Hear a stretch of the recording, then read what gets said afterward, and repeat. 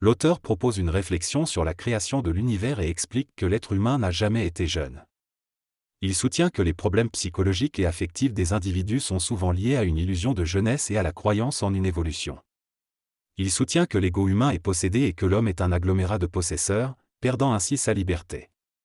Il affirme qu'il n'y a pas de libre arbitre, mais une conscience libre, et que l'alliance entre l'instantané et le passé crée l'ego, qui s'accroche à la mémoire et crée des illusions sur le passé.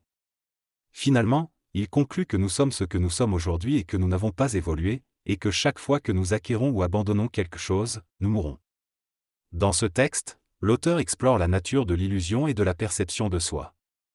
Il affirme que nous ne pouvons exprimer que ce que nous sommes dans l'instant présent et non ce que nous avons été.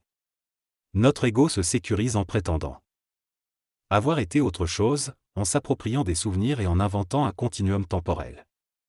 Cependant, l'auteur soutient que notre corps physique et notre identité ne sont pas le résultat d'une évolution linéaire, mais plutôt une illusion. Se laisser être signifie cesser de se rattacher au passé et d'essayer de prouver notre existence à travers des souvenirs. L'auteur remet également en question notre perception collective de la réalité, affirmant que des événements tels qu'un tremblement de terre sont en réalité des illusions maintenues par la conscience collective. Ce texte parle de la transformation et de l'évolution de la conscience humaine à travers le temps et l'espace. Il remet en question l'idée traditionnelle de l'évolution en affirmant que les changements ne sont que des illusions auxquelles il ne faut plus adhérer. L'auteur soutient que les êtres humains ne sont pas soumis à une progression linéaire, mais qu'ils peuvent se manifester sous différentes formes sans avoir nécessairement connu toutes les étapes précédentes. Il souligne également l'importance de se détacher des souvenirs et des traces du passé pour accéder à une conscience instantanée et illimitée. Selon lui, la perception que nous avons des autres personnes ou des événements peut être trompeuse et ne correspond pas toujours à la réalité. Il remet en question l'existence même du passé en affirmant que certaines représentations et preuves du passé n'existent que dans notre conscience présente. Il évoque la tendance à rester attaché à des expériences passées au lieu de se projeter instantanément dans de nouvelles expériences et souligne que cela peut nous maintenir dans l'illusion de la souffrance ou de la blessure. Dans ce texte, l'auteur aborde la notion de déplacement et d'illusion dans la conscience. Il explique que la conscience est immobile et ne peut se déplacer, contrairement à ce que nous percevons dans notre réalité. Il propose de travailler sur le déplacement temporel sans déplacement matériel, en se déplaçant mentalement dans le temps plutôt que physiquement. L'idée est de devenir instantané dans nos déplacements et ainsi éviter le vieillissement lié au déplacement spatial et temporel. L'auteur encourage à mettre fin à l'illusion de notre déplacement physique en comprenant que la conscience astrale se manifeste à travers nos corps physiques qui ont toujours été présents ici et maintenant. Il invite à progresser vers la stabilité corporelle et à désassujettir l'illusion de la forme qui contraint la conscience à un déplacement vieillissant. L'objectif est de prendre conscience que nous embarquons dans différents corps en mouvement, tout en nous ancrant dans l'instant présent.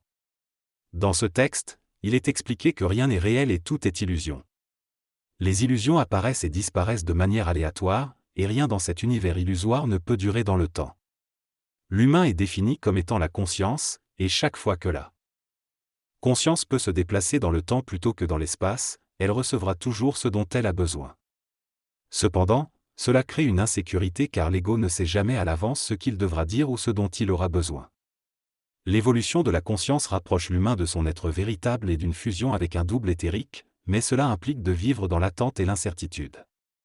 Pour atteindre la libération totale, il faut se libérer de l'expérience passée et de la sécurité, et vivre sur une corde raide de l'insécurité.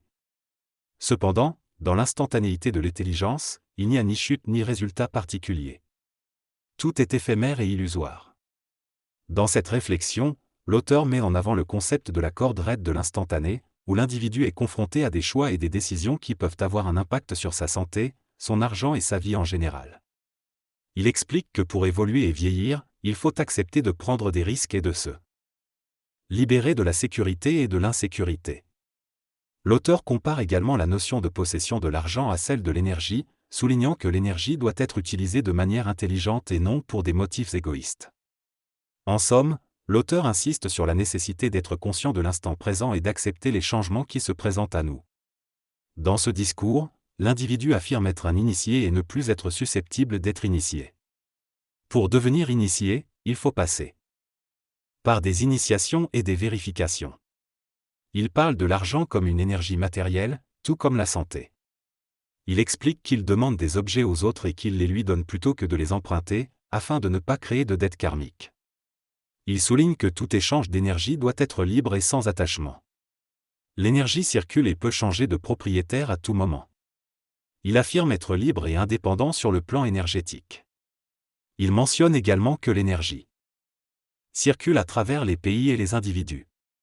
Finalement, il souligne l'importance de laisser l'énergie circuler librement pour qu'elle reste présente et ne se sente pas obligée de partir.